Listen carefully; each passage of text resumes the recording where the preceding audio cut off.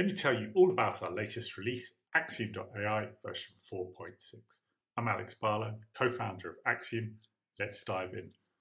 Now, quickly before we get started, if you go to our website, if you go to the product menu and you go to coming soon, you'll see that we've got a page all about what's coming next in Axiom, because there are some big things. I won't go into them in detail, but we've got a new Pro Code tool that will allow you to run automations at scale from the command line.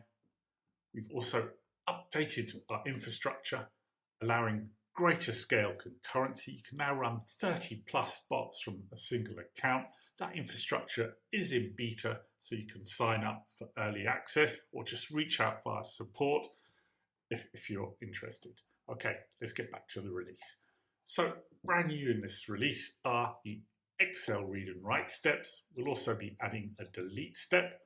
You can find these steps by going to click automation, unclick new automation, then just simply type in Excel.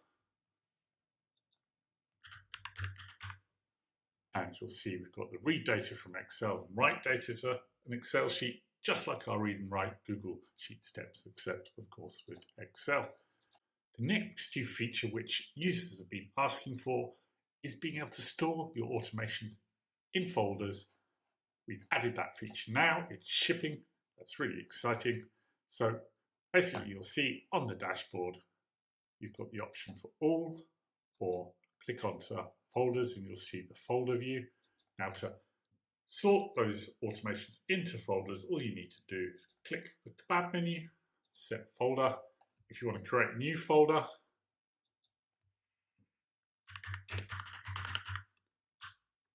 for example, untested,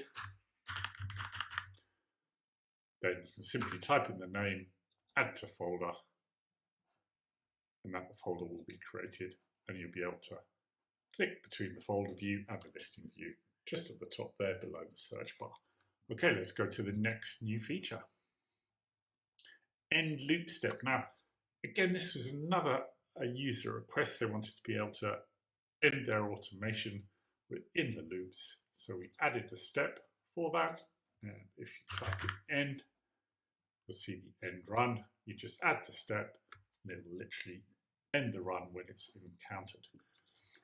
Okay, next up, again, we had a user email just this week. They wanted to access to the newer models. So now if you go to ChatGPT, at one of the ChatGPT driven steps, you'll be able to click and select the model you want to run on. Pretty simple. Speeding on through to one of the improvements that I helped work on along with Boris within the UI. I think it's a very subtle improvement, but a good one.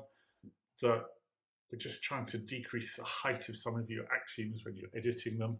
And so what we've done is collapse the options into here, little collapsible step, and that just makes the automations just that little bit not so tall, not so long when you're scrolling through editing them. So it's a nice little subtle improvement.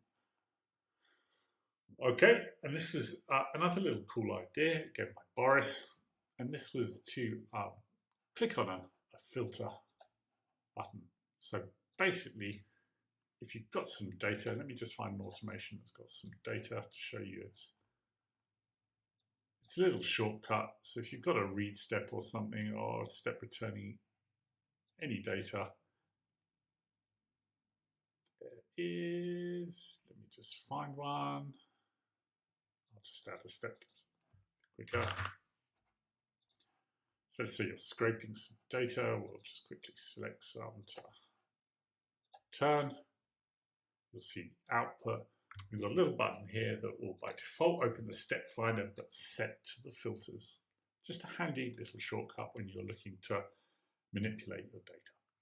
Okay, let me go on to the next. Predicted runtime usage. That's a feature we've added in there that will help when you're hitting the limits of your runtime. It will flag up a warning that you may run out of runtime. So it gives you time to upgrade and get more runtime if you need. We've also added in loads of other minor little fixes, many of them suggested by our users. So thank you for reporting any issues or suggesting little tweaks that we could make to the UI to help things. Some examples of those were basically, let me take a look. So we've improved the in-app messaging and support for the LinkedIn, we've added a link to troubleshooting, improved text clarity. This one was reported by a user that they couldn't add more than 10 URLs, or they weren't being displayed. It turned out that the URLs to the cookies could be added, they just weren't being displayed. So we've fixed that UI issue now. So thank you for reporting that. And that takes me to the end. I think that's it for the release this month. Keep an eye out, because in the next couple of months we will be opening up the infrastructure for all, and of course our new Pro Code tool. And do reach out via support if you've got any ideas you'd like to see in our tool. Thank you.